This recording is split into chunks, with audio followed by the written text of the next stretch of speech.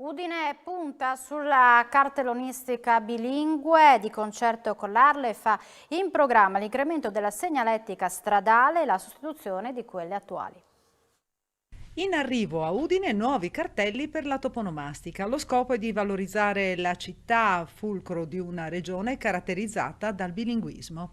Con l'Arlef abbiamo partecipato a un bando per poter avere un finanziamento di massimo 50.000 euro, di cui 70% regionali e 30% il Comune di Udine, per sostituire, inserire tutta una serie di tabellonistica stradale, bilingue, italiano e in lingua friulana, sulle varie parti della città, di cui una ventina sono i grandi, diciamo, le grandi strutture, quelle che danno delle segnaletiche all'inizio, per esempio dell'entrata in città, nei punti principali e anche nelle parti di svincoli più importanti. Poi ci sono 300, diciamo, direzionali.